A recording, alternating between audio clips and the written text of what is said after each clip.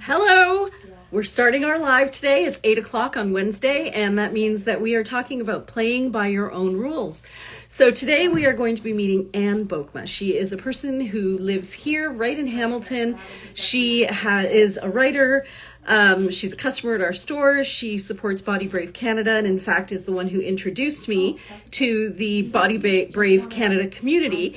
And she's going to be joining us today. Thank you all so much for joining. So Anne is going to be joining us today to talk about how she plays by her own rules. So again, in my ongoing attempt to have you meet each other and learn about each other in the way that I get to learn about you, we are going to be talking with Anne Bokma today. So while we wait for her to join, I will just let you know that, first of all, this is me being very real. We've been doing inventory today. And so everything, oh, Anne's here. Everything was taken off inventory and we're just putting it back on. Anne, I'm going to invite you right now. So I think I do this. Nope, I do this. And then So Anne is not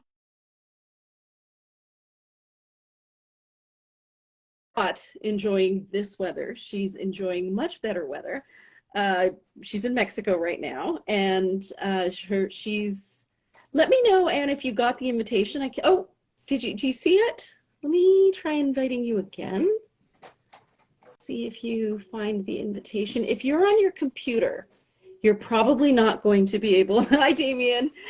You're probably not going to be able to join from your computer. You will have to be on your phone. So if you're having trouble, that's probably why.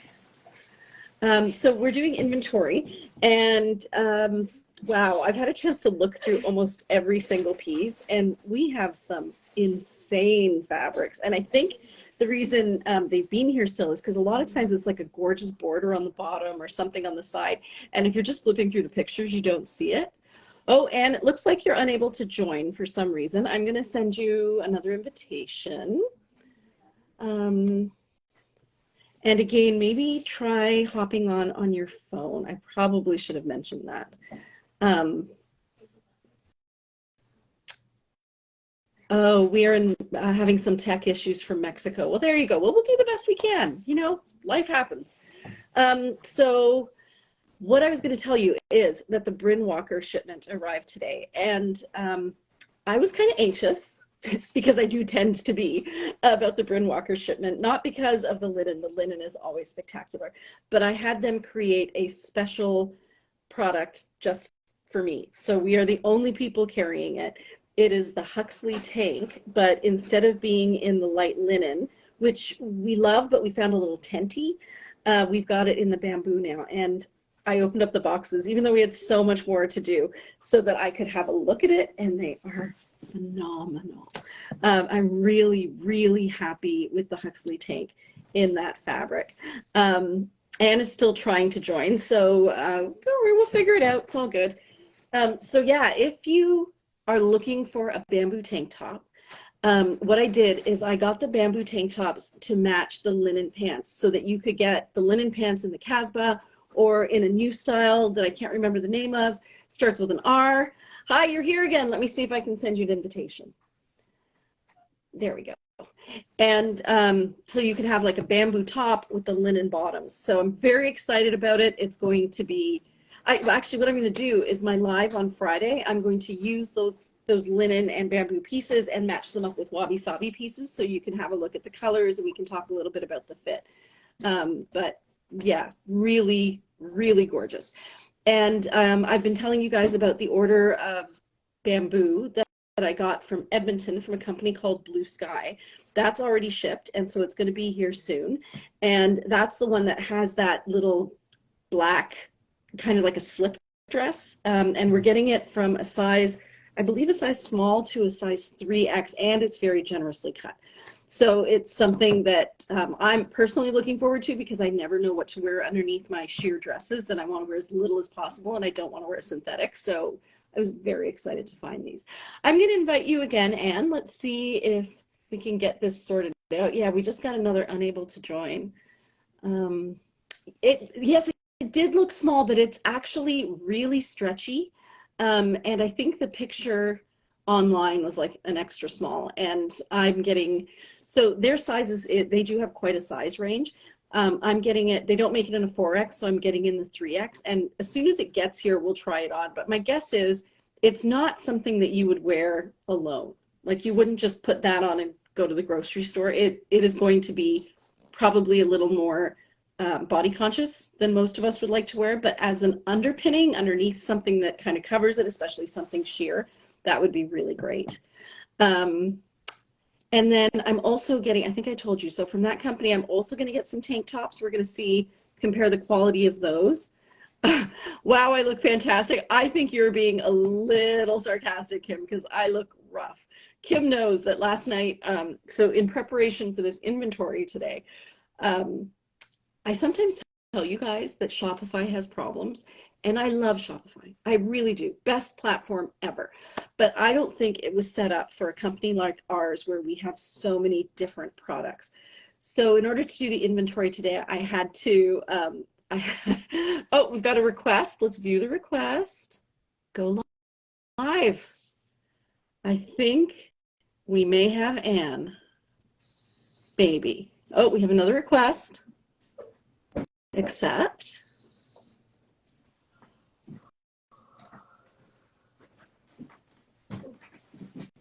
I should try it, yeah. So I'm looking a little rough because by the time I got everything to work, I had to do everything manually, and then it wouldn't update, and then I had to check it. So I went to bed at 5, and then we all met here at 10, but I didn't make it for 10. I think I made it closer to 11:30. So I know, Anne, that you're trying Amit's phone, and I saw it come up, and I'm accepting the invitation. I'm accepting the request to be in the video.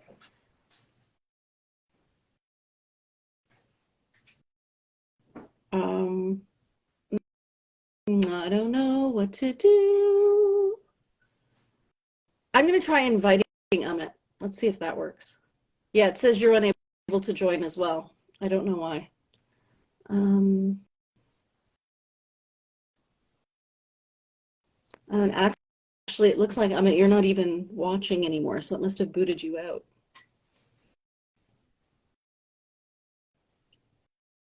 Okay, I've just invited you. Let's see. Don't worry about it. Honestly. Oh, we did it! We did it! Thank you all, everybody, for being so patient and listening to me blather on about just store stuff. So I'm so glad you got it to work. You look so happy. I'm here with my boyfriend, who you know. I'm actually using his phone because mine didn't work, Amit. And we had an amazing day, a spa day today. So we're pretty chill. And I'm really relieved to see I'm not the only one who has tech issues at times. So nice. Oh, you are amazing. You are a total pro. You see, I didn't even break a sweat. I'm like, yeah. Headphones in or anything, or is this all right? No, you sound great. You really do. And thank you so much for joining us. So, like Anne said, we met through a mutual friend. So my cousins, one of my cousin's family friends, that's right. Well, their son is Anne's boyfriend. But, do you want to see him my for a minute? sister actually used to date Anne's boyfriend when my sister was 6 years old. Yeah, let's see him. Let's see him. Hi, everybody. Yeah, so he's the fine gentleman who introduced me to your store because I was shopping at Reloved next door, which I love. And yeah, and he said, oh, I'm just going to pop in here for a minute. I know Priya. It's a great store. And so I came in after, and I was blown away by your beautiful merchandise and your beautiful spirit. And I'm wearing one of your bracelets today. I packed light for Mexico. But of course, your clothes are so lightweight and perfect that's so for nice. travel. I love it. And always make a person feel great, you know. Perfect for travel. Yeah, there's something about feeling that silk and it flutters around. You know, I just love the way your store's merchandise. It's like a breeze. You know, we had a little event in your store over the holidays. I do some advisory work with Body Brave, which is an amazing resource in Hamilton for people with eating disorders, and you kindly gave a portion of sales that day to them. And I just think it's such a great connection with Body Brave because, so many women I know. I just spoke with an 80-year-old woman the other day who's like, I just wish I could lose 10 pounds. Isn't that sad? I mean, it is so sad. But everybody thinks it, right? It's like, oh, if only, you know, gravity worked self-love is this a way lifelong, instead of this exercise. way. But I think people feel. It really is. It really is. And that's why I'm wearing no makeup today, because I decided I'm not going to stress myself out trying to look perfect. This is what you get Well, I today. think you're Other pretty days, perfect, Priya. I get something a lot better Very looking. beautiful. That's okay. Or different looking. Oh, well, thank you very much for that. So yeah, let's talk a little bit about Body Brave. So after you introduced us to Body Brave, we started doing a jewelry collection here, and we're selling some jewelry that people have donated to us for Body Brave. And Awesome. so the organization, just I'm gonna do a little plug for Body Brave here because you introduced us. So Body Brave helps people who are working with the medical system with their eating disorders, but unfortunately there's just not the resources. There's not sufficient resources within the medical system. So Body Brave will provide counseling and advice and whatever else they can provide to people who are working through their eating disorders and trying to heal, and maybe not getting all the support that they need from the medical community. So who is doing its best, not to disparage anything. Yeah, and I think the medical community, it was started by, she's a doctor, right? Eating disorders have the highest mortality rate. It's so sad. It is the highest mortality rate of any mental health issue, and it is very underfunded, under-resourced, underfunded. Yeah. When young women, especially young women, have eating disorders, unless you have a lot of family resources, you are often left for years floundering. So I think a lot more attention has to be paid, and Body Brave has done an amazing job helping thousands of people in the city. Mm-hmm. Well, and I think that brings us to where, to what was, the topic of our conversation, which is how people kind of see how the game is played, and then they say, no, I'm going to play by my own rules. And creating Body Brave was part of that, right? Now, well, would you say, Anne, it almost that sounds like bragging, right? And women are so reluctant to, you know. Oh, no. We boost each other up. It's not bragging when you say, because you know what? You're going to inspire other people who maybe think, oh, I can't or I shouldn't. And we need to change that if not for ourselves, for our daughters. Let's normalize being proud of the choices we make. And well, I love that you're doing this. The choices we make for ourselves and how we care for ourselves. And I did sort of think, playing by my own rules. Have I played by my own rules in life? I mean, I was brought up very sheltered in a very religious home, very conservative, toe the line, be a good girl, all of that, and which I mostly was. But I was raised in a very fundamentalist Dutch Reform religion, and I left that religion when I was 20. And it caused a great trauma in my family, and there were years of estrangement because of it. It was very difficult. And just a few years ago, I wrote a book called My Year of Living Spiritually, One Woman's Secular Quest for a More Soulful Life. And I recount that journey away from religious fundamentalism. I'm a Unitarian today, a proud member of First Unitarian Church in Hamilton. And the difficult journey, standing up for something I believed in. I love my parents. I love my family. I just didn't believe the way they did. And I left that. And there was a cost. And I guess, you ask about life lessons. I mean, when you do stand up for yourself sometimes, whether it's leaving religion or the role that was prescribed for you or a difficult marriage or a job you hate, there's going to be people who don't like it. And I think it's so true. And we are. So my sister told me this story when I was really, really young, and then we're going to get back to you, but this is the whole thing about people not liking it. And I think she told me this when I was 8, and I will narrow my story down. I will summarize it. But I always think about it. So she said there was this bunny rabbit, and this bunny rabbit had 5 little puffy tails, and they were the most beautiful little puffy tails. And he went to school, and all his friends started making fun of him and said, ha ha, you have 5 tails. So he went home and he asked his mom to cut one off, and she did. And so he went back the next day and was like, you know what? Now I have 4 fluffy tails. People will love me. Well, of course they didn't. They said, now you have 4. And he lost another tail and lost another tail until finally he had 1 tail, and they still made fun of him. So he marched back home, cut off that tail. Then he had no tails, and then they made fun of him because he had no tail. So if there was ever a story of you just can't win, if you're waiting for other people to approve of you, you're never going to win. So you might as well find that authentic part of yourself, listen to that authentic voice within yourself that says, I think I'm going to be okay with who I am. And if people get it, that's great. If they need more time, that's their journey. I turned 60 last year. You know, a lot of us in our culture, women, you know, of our age, maybe in particular, raised to be people pleasers, you know, to be nice, don't rock the boat, don't have too many opinions, you know. Yeah. And as I've gotten older, you know, I still have moments of self-doubt. Everybody does, but I'm better at conquering them. And I really think not caring what other people think.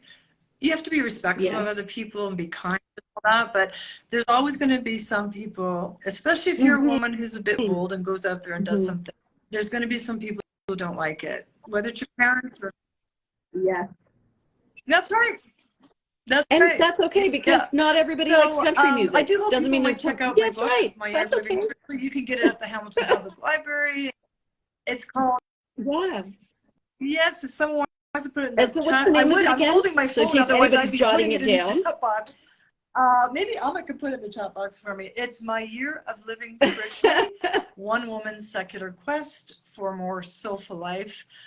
It was a great endeavor to write, and I'm really happy to say it won 2 Hamilton Literary Awards in 2021, I think it was. And so, you know, that's one way I think I tried to live by my own rules. I also left a corporate job back in 2003. I was a magazine editor in downtown Toronto for Rogers Media. Wow. You know, I had, you know, great job, good money, benefits. Yeah.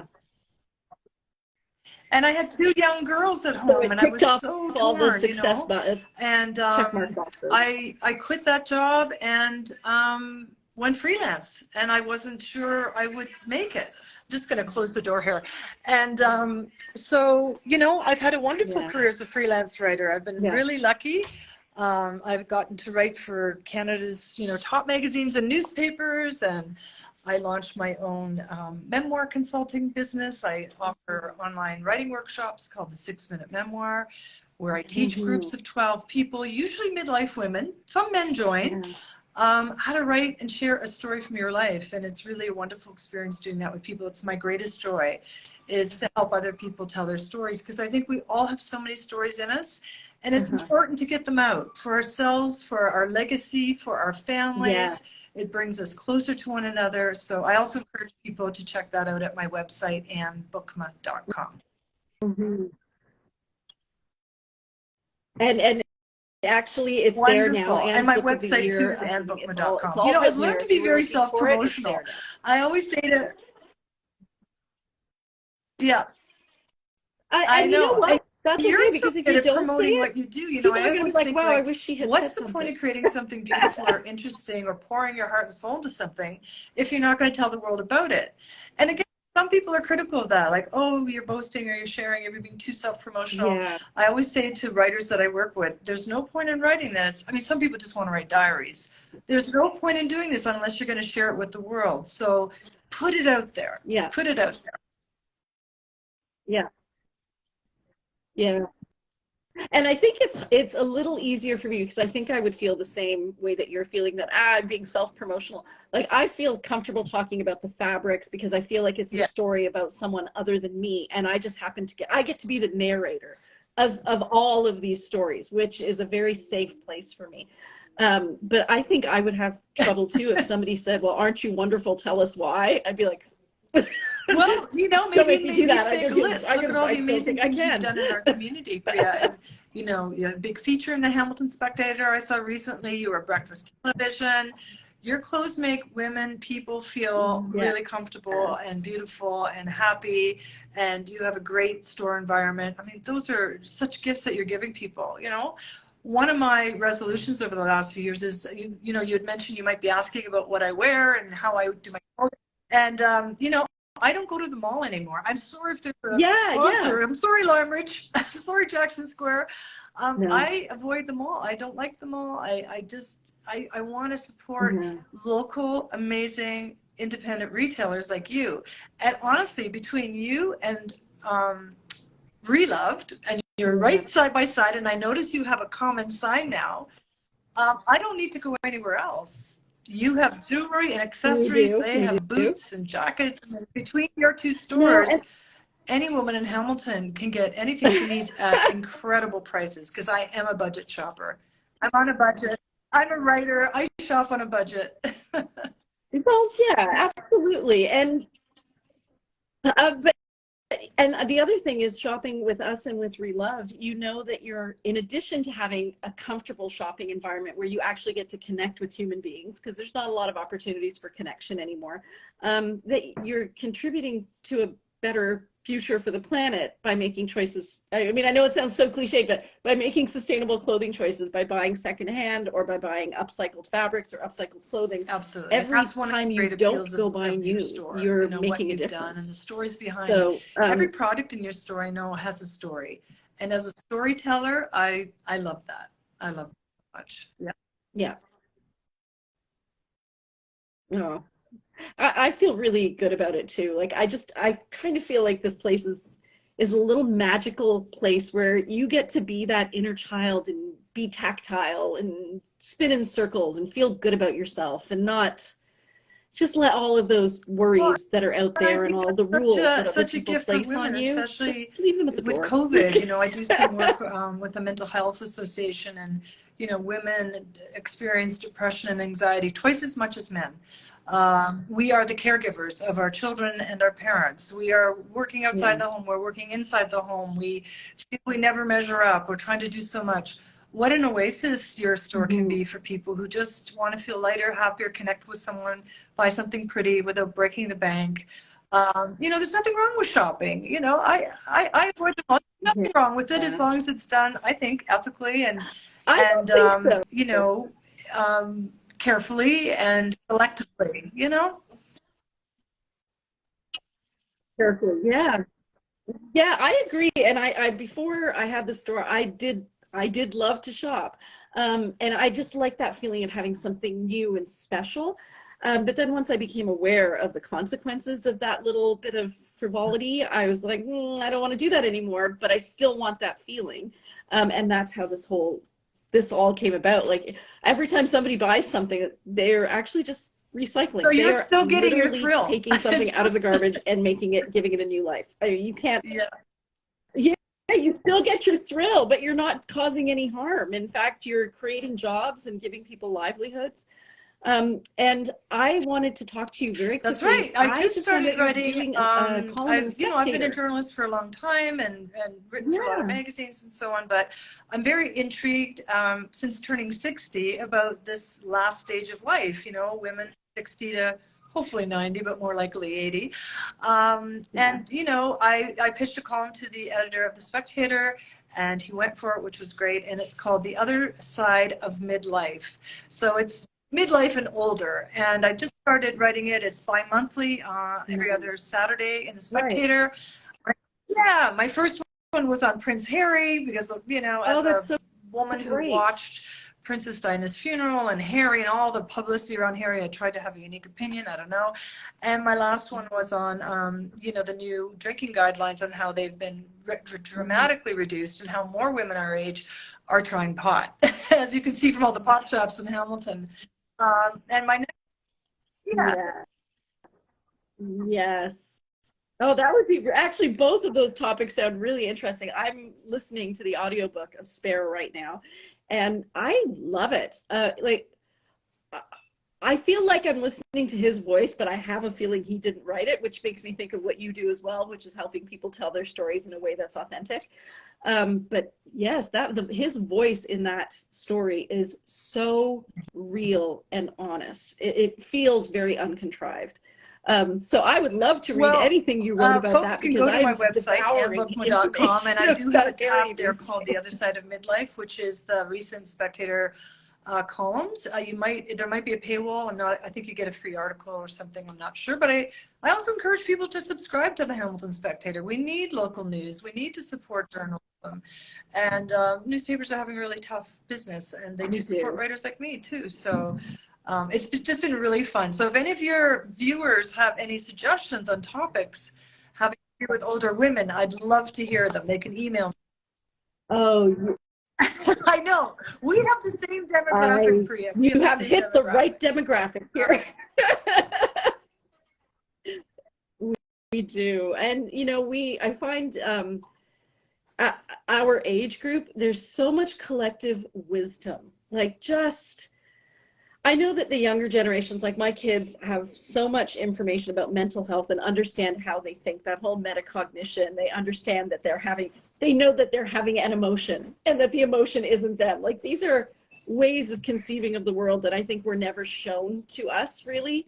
But I find that women of our generation are learning quickly. And in addition to finding all of that information, we're bringing our personal experience to it. And the depth of wisdom from our demographic is astounding. You can't make it just to midlife or age 60 we got a lot to offer without having had some tough experiences. You know, everybody goes through something, whether it's a mental health issue or the loss of your parent, or your marriage ends, or your kid's sick or in trouble, you know, or you lose your job. Like, you know, you can't get to this age without having some.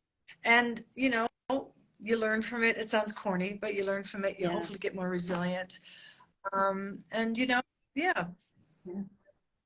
Yes.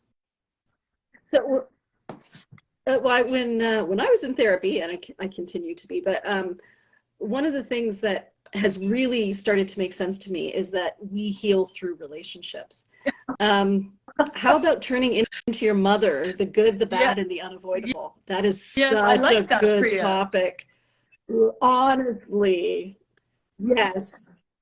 I have become, so that's what Heather, one of our followers, said. It's sometimes not until we're a lot older that we, and even if there was a difficult relationship there, sometimes when we're a lot older, we can come to appreciate our mothers a bit more than we did when we were young. Sometimes.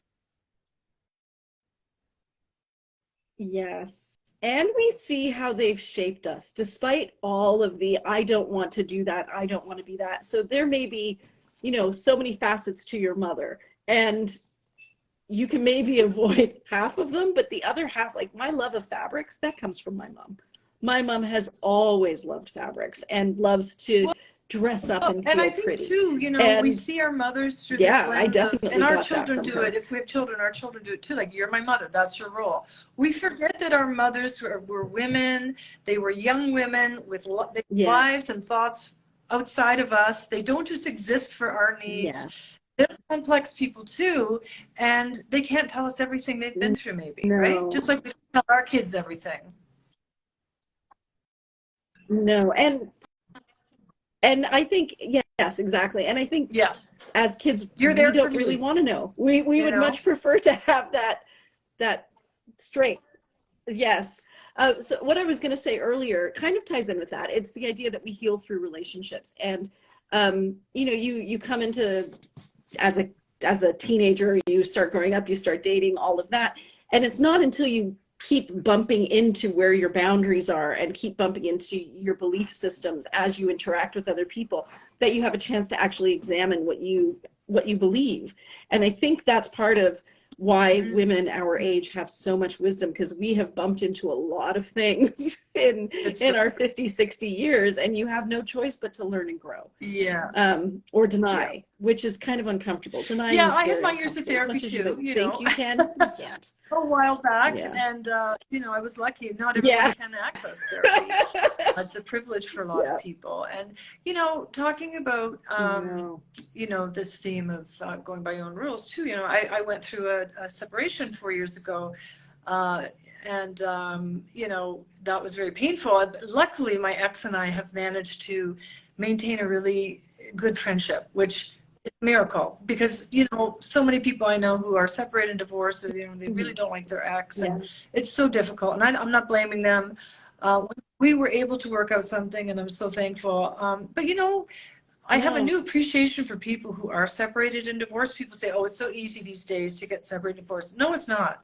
It is so difficult. You know, you separate your households and your children are involved, and it takes a lot of courage sometimes to leave something that isn't working, you know, for both of us. So, oh gosh, yes, but sometimes absolutely. you have to do it, and you can survive it, and yes, do it in a way, hopefully, and I do write about this experience in my book, do it in a way that's respectful and kind and loving. You know, that's not always possible, I know. Yes. Well, it's compassion, right? Compassion for the human, not, you know, the image of the partner or, you know, role that you cast somebody in, but just that is another human that was on this journey with me for this long. But it is possible. No. You know? No, it is not easy, but we're wired that way, right? The more we can not have to change, and that we can create stability, even if it means sacrifice. But yeah, I think there's so many topics that so many topics that women our age are going through. Yes, I do. I know one of the people, Sandy Reynolds, do you know Sandy? Yeah, so Sandy talks about, I think has practice that helps people with aging and, you know, seeing it not as getting older, but as getting wiser, and being willing to embrace that wisdom rather than trying to embrace I see Jamie Lee youth. Curtis is making So quite a name there's for herself on just Instagram so much there around aging, and she's like, I hate the word anti-aging. You know, we are aging. Okay, we are aging, and you know, I look at my 11s sometimes, and I'm like, should I do something? And I'm resisting it. You know, but as older women, we do become more invisible. You know, to men, I guess. But we, you know, we just enter a different phase of life. And I'm in San Miguel, Mexico right now. It's the first time I've ever been here, and I will be writing about it for my next column. This place has so many expats, North American women between the ages of 60 and I would say 85. It's a mecca for women. And they come here, they come here, they have female friendships, they engage in art. Sometimes they meet a guy, you know, but that's not why they're here. And it's really wonderful to see so many older women here and living life, you know, in a beautiful place. Living life, absolutely. Living life. And there's that new song by, I always call her Hannah Montana, but that's not her name. Mira, what's her name? Oh, okay. Miley Cyrus, that one, I Can Be My Own Best Friend. And it's so funny because I feel like that is what all women are going through right now, where they're like, no, you know, yes, it's nice having you around, but I'm going to look after me. And then we can also have a relationship, but you know, I'm going to value who I am and have I think sometimes it takes us a lifetime to learn to love ourselves. I know that has been hard for me sometimes, and I have a conscious practice where I try to speak. I mean, I get stressed. I have deadlines. You know, worried if I've taken on too much or I'm not doing a good enough job. But I really have learned to speak more compassionately to myself the way I would a friend. And I advise my daughters on that too. I'm like, talk to yourself the way you would your best friend or a friend. You know, the average woman is so self-critical. It's terrible for your self-esteem and everything. So sometimes you need a conscious practice where you just speak kindly to yourself, you know? I'm so glad that you mentioned that, because we have there's obviously, it's a journey, right? And there are some of our demographic, our customers, our community are where you are, where they're able to just see the bigger picture and see, you know, I'm stressing the small stuff about how, you know, the diameter of my arm, circumference of my arm. And then there are others who are, you know, really still stuck in that I need to make sure that, you know, I don't wear white before Labor Day or after Labor Day, or, you know, whatever other rules, these belief systems that have given us foundation, but an unhealthy foundation, right? We can re-examine them, and you don't re-examine them until somebody calls them into question. They're just truth. And as soon as someone like you says, well, you know, let's just have a look at that truth. Especially in even our culture, just to add that little bit of doubt, you know, is celebrates so youth healing. and thinness, and you know, you look on Instagram and people use filters to eliminate their wrinkles and shave their waistline, and all that. It's pretty hard to feel comfortable with a real body in an unreal world. And, you know, we can't fight against that. It's pretty impossible. But, I mean, I watched the Grammys the other night. Everybody's talking about Lizzo, you know, larger woman and really celebrating her body. And I'm like, yeah, let's see more of that. I'm all for that. That's wonderful.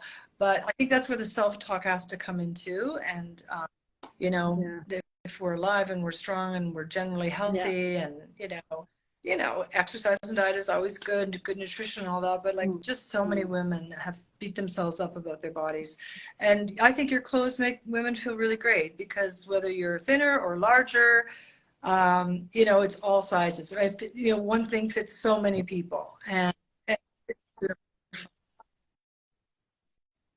so many different ways. Yeah, it is. I feel great about it because my body does tend to yo-yo depending on what's going on in my life. And I always found it so frustrating to go to my closet and be like, okay, well, none of that fits anymore. Either way, too big, too small, right? I promised that we would not chat forever, and you're on vacation, but I just wanted to thank you so much for joining me. So everybody, I will be tagging Anne in this post, and you can use that tag to get to her Instagram. And in her bio, link to my book, you said that there's a link to my Spectator writing articles workshops, and a link and to your if book people as go well, to right? annbokma.com, that's Bokma with 1 O, you can sign up for my monthly newsletter. I write a message every month, usually directed at midlife and older women. I offer some book reviews, my upcoming workshops, my columns, so I'd love it if people signed up. That's wonderful. Well, I'm so glad that you were with us today. I always feel like when something like this happens, kind of, because you and I didn't really plan this. It was just kind of like, oh, this is a thing that should happen. And I always feel like when there's that kind of synchronicity, that it's because somebody out there was like, oh, I really wish I knew somebody who could help me write something, because we're just all part of this bigger picture. Thank you so much, Priya. You are just a lovely person. Thank you so much. A bright light in Hamilton, and I just think the world of you. So thank you for having me. Oh, thank you. You too. I will. Oh. Bye. Enjoy the rest of your vacation. Say hi to him at 4.